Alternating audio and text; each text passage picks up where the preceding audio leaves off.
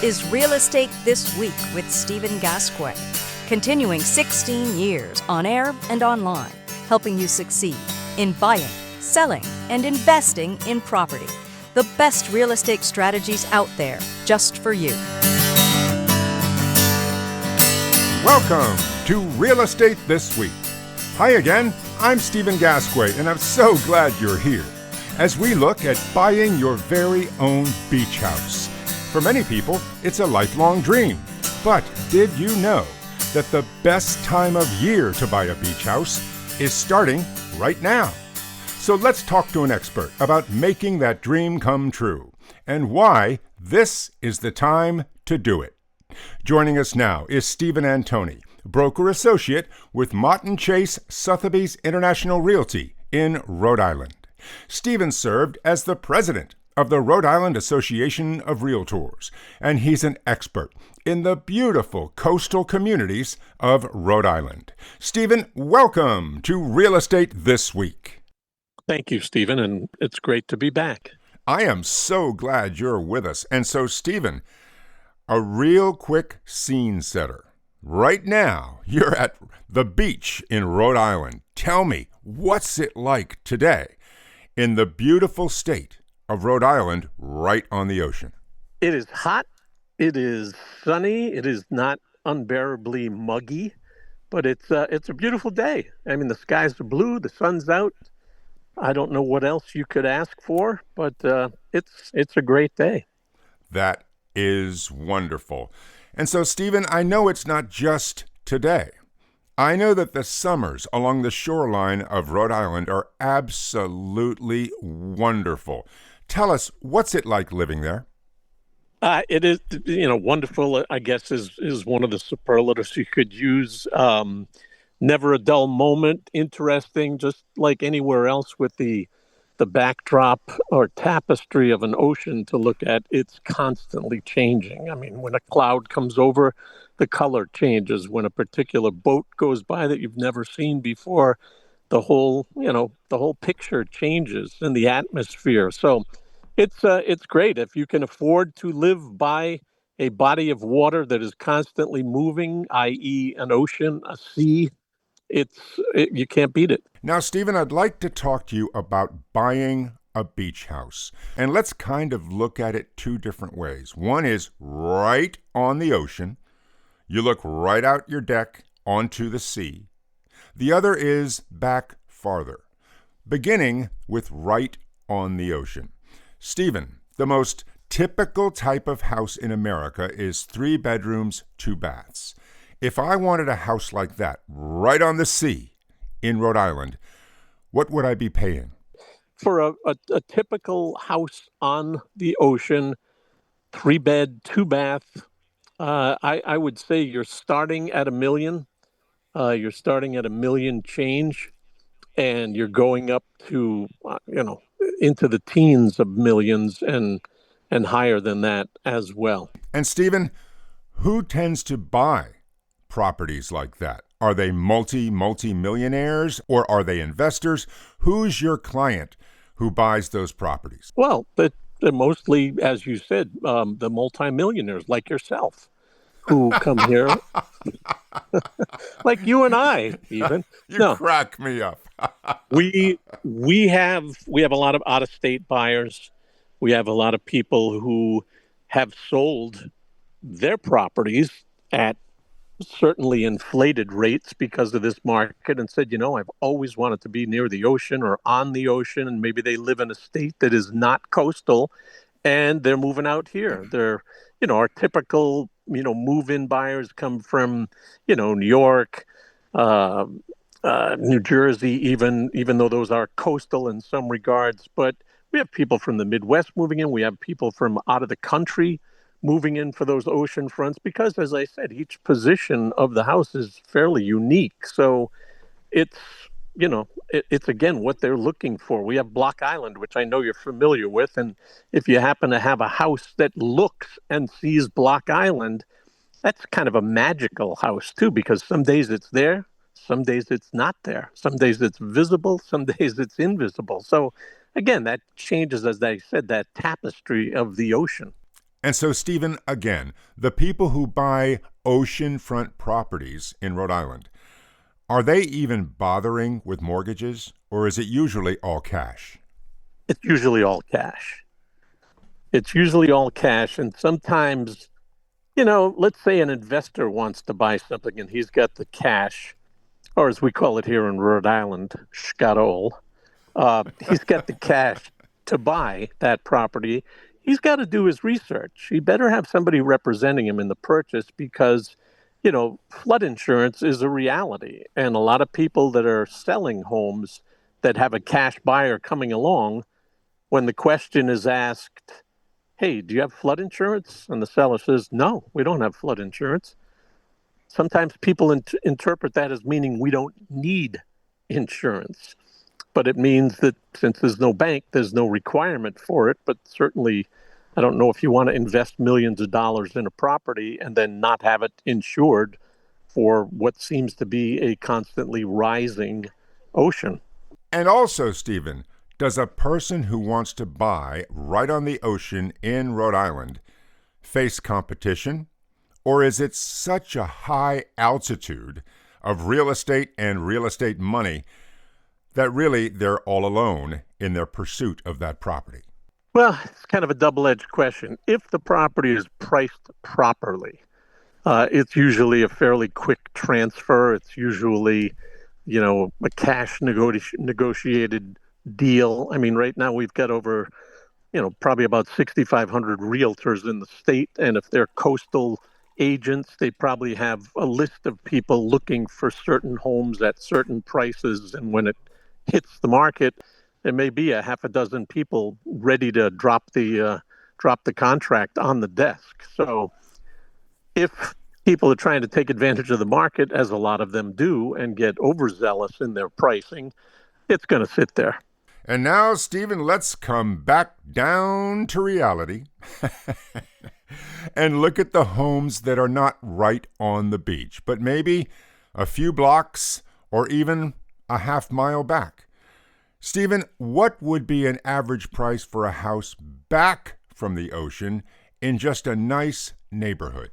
Again, I would say you're probably in our median range to a couple of hundred over that. So, you could probably find something still in a decent neighborhood with that configuration of bed and bath for probably in the 700 range, 600 range. But as I said, every area that looks at the ocean is a different area. I mean, it's a different value. Some of it may be, looking out at the bay, for example, which is our extension of the ocean coming inland.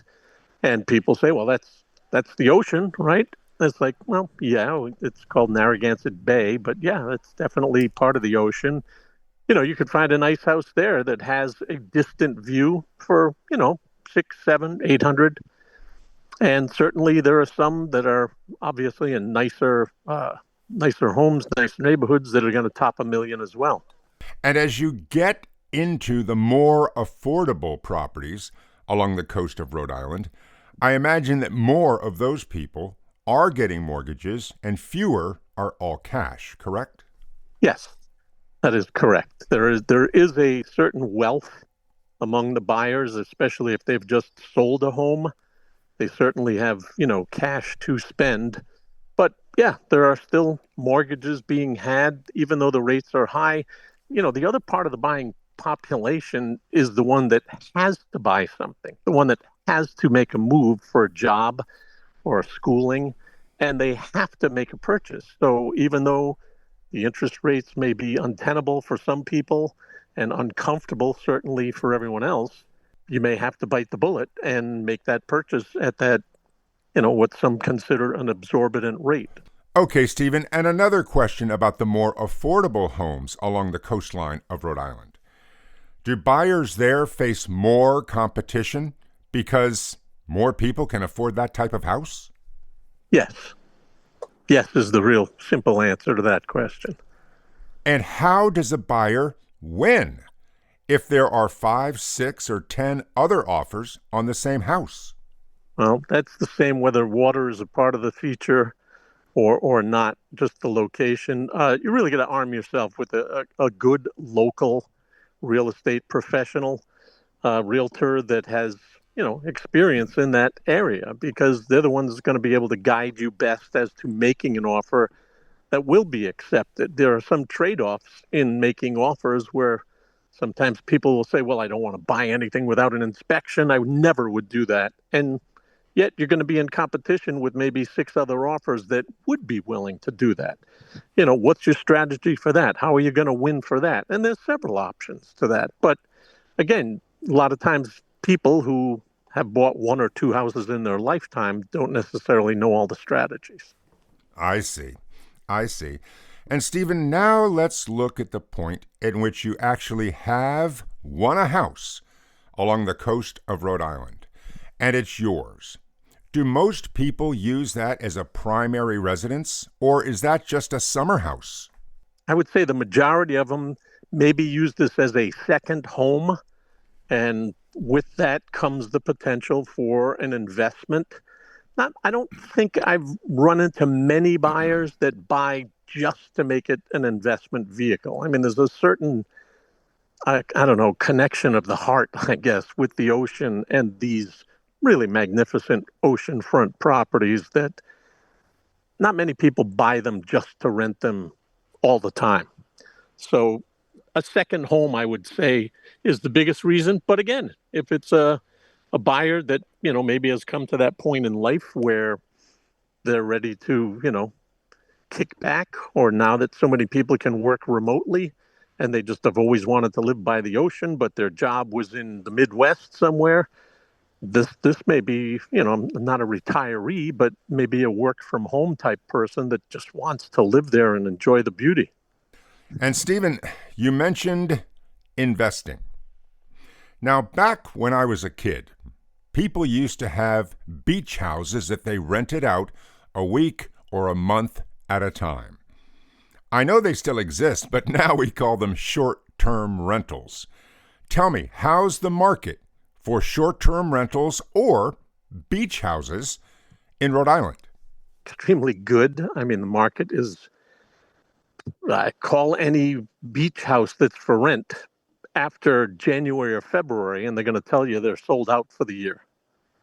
So that's still the case, the beach house rental. And again, this is maybe the people that can't afford that house. But hey, if I bought that house and I work a tough job and maybe I can only escape for 3 weeks out of the year to enjoy that oceanfront house or beach house, why not just rent one for 3 weeks every year? Then I don't have to worry about the yearly maintenance and the cost and the insurance and the taxes and everything that goes with it. So they're all booked. I see. They're all booked. But let me ask you this. If I do own a home along the coast of Rhode Island and I want to use it as a rental, will I run into all sorts of obstacles like we hear about in short-term rentals in many places in America? Well, I don't know if they're obstacles per se, but they certainly are requirements. For example, here in Rhode Island, if it's a rental property, you have to register it in the rental registry with the state, which means you have to pay tax on the income you're receiving from that, which is something nobody ever heard of years ago. I think the scenario you're speaking of, and that tax is constantly going up, so that the hotel tax, they call it, and the local city tax, and then the state tax, by the time you're finished adding them all up together, it might be about 13% of a sales tax. There are some towns that have ordinances about no more than 4 unrelated people can be in the house or rent the house at any time. So, these party houses we used to hear of, where 10 buddies would get together and rent a place for the month. That doesn't happen in a lot of communities, or it's illegal in a lot of communities. Okay. And so the wild party houses are out. But well, legally they're out. Not saying they don't still exist, but I'm just saying these are some of the challenges as an owner that you're going to have to deal with, because you are ultimately, obviously responsible, culpable, liable if you rent to somebody that does something like that. Oh, that's interesting, Stephen. Now, but you have talked about rules, taxes, insurance, the number of people that can be in the house, but I have not heard you say that short-term rentals are banned in any of these communities. So are they okay just about everywhere along the coast of Rhode Island? Yes, I would say, when you use that preface there by saying, most of them, I'm sure there are pocketed areas, that are private communities or that are, communities that have certain ordinances and HOAs that say, you can't rent for less than a 1 year rental to someone. So, I would say most of these, what we're describing as beach houses, can be rented. Rhode Island has passed an accessory dwelling unit regulation last year that will allow any homeowner to build an accessory dwelling unit on their property to use for whatever they want, rental, housing a family member. So, the rental picture is okay, but there are certain rules that go with it. And let's really get into the details for a moment, Stephen. If I want to buy a home in the beautiful and affordable areas along the Rhode Island coast, will I have a different type of mortgage required if I want to rent it out and not use it as my primary residence? Well, if you're not going to use it as a primary residence, it may be classified as an investment property. So from that standpoint, most mortgage companies, I'm sure there are some that don't, but most will charge you about 25% down for an investment property because it's an investment property. It's a different risk. The other, I guess, things you have to make sure you're covered with is insurance. Because if you're not going to use it as a primary residence and you're using it as an insurance vehicle, there's other certain types of insurance you have to have. Okay, but now let's get to the other side of the balance sheet. We've talked a lot about the expenses, about the taxes, about the insurance. But Stephen, tell me, if I own a home along the coast of Rhode Island and I use it as a short-term rental property, will I make a ton of money every summer? You could.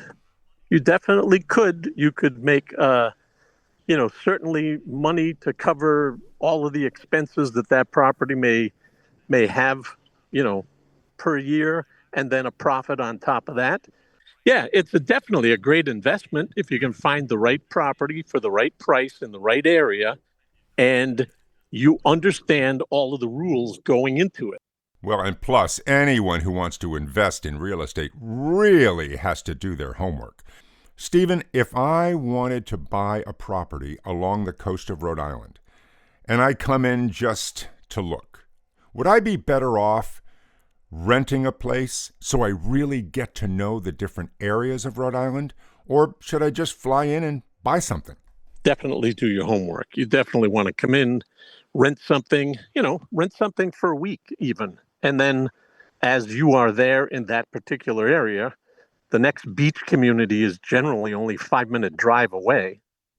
And they all kind of link. The coastline is the coastline.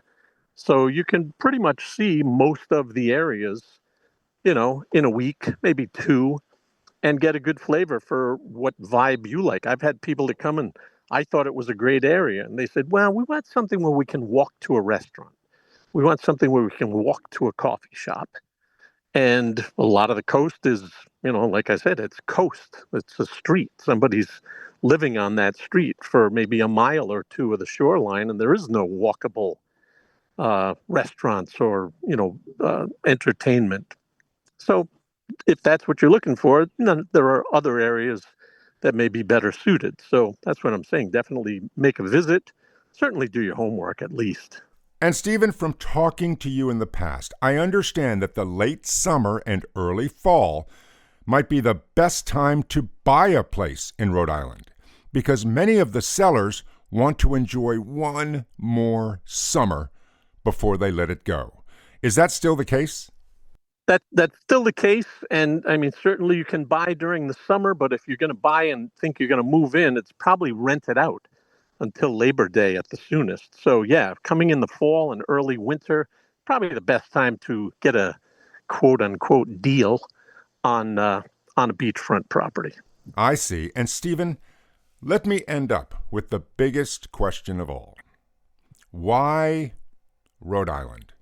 I mean, there are oceanfront communities on both coasts of the United States and the Gulf. Why is Rhode Island such a powerful draw for people all over America and all over the world? Well, if I were just to simplify it and say because it's the best, maybe that's subjective, but you've got history here if you're interested in history. You have beautiful scenery if you're interested in scenery. You have great culinary choices from all over the world here in Rhode Island. You have, as I said, historical places if you want to visit. I mean, this place was one of the first states that was in the country here.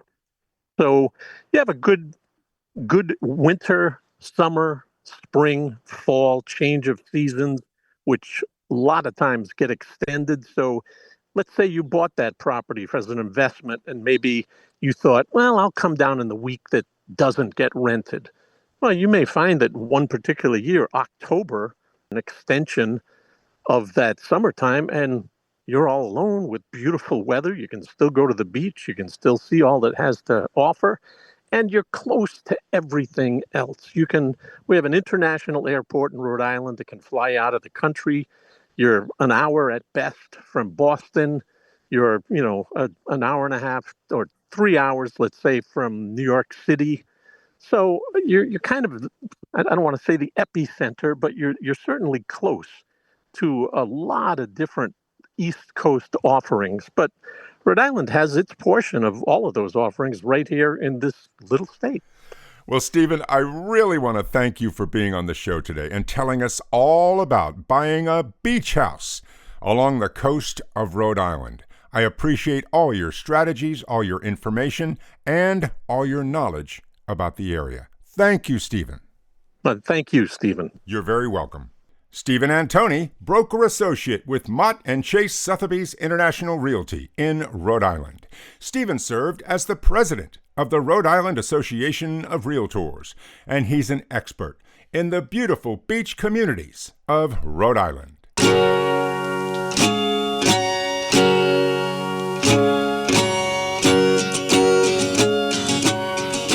You're listening to Real Estate This Week with Stephen Gasque.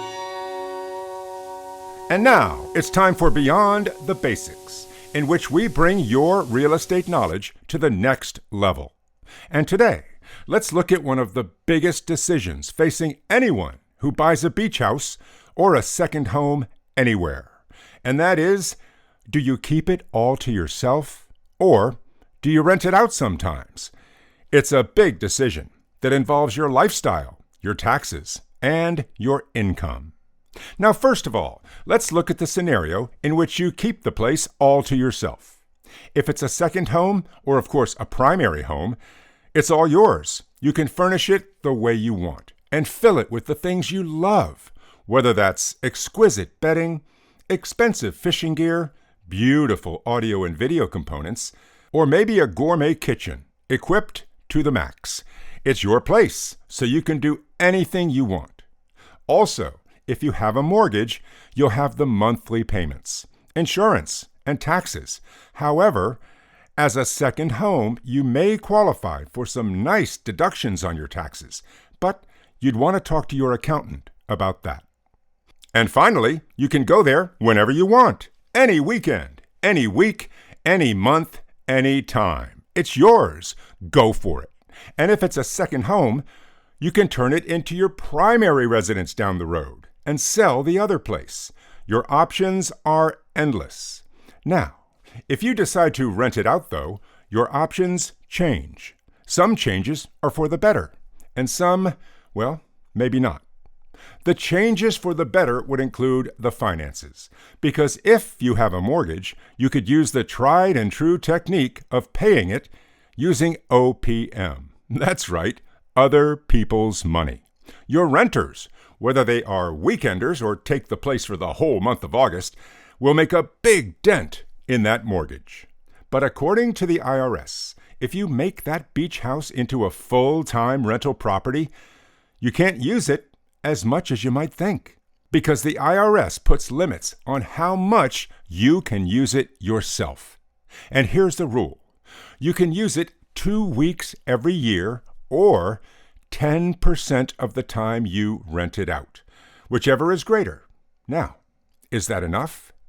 Again, make sure you talk to your accountant about the rules and the taxes and your plans and what it all might mean to your bottom line. You'll also want to check out insurance rates, because when it's just you and your family, well, that's one thing. But if you have tenants coming in and out all summer, your insurance carrier will probably want higher coverage, and you will too. Also, if you do decide to rent it out, you will probably furnish it very differently than if you live there yourself.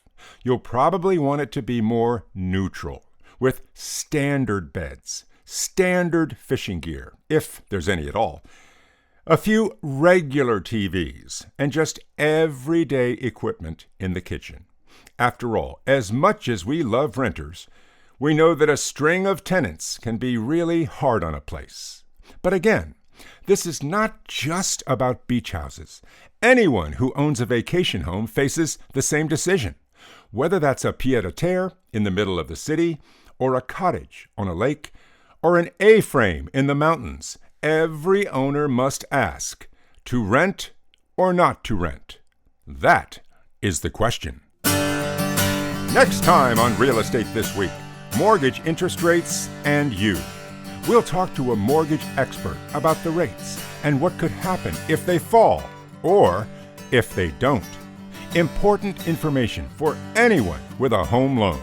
That's next on Real Estate This Week. And until then, I'm Stephen Gasque, and thank you for listening. A brand new episode of Real Estate This Week with Stephen Gasque drops every Thursday, everywhere.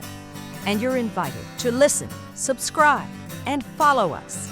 Just look for Real Estate This Week with Stephen Gasque.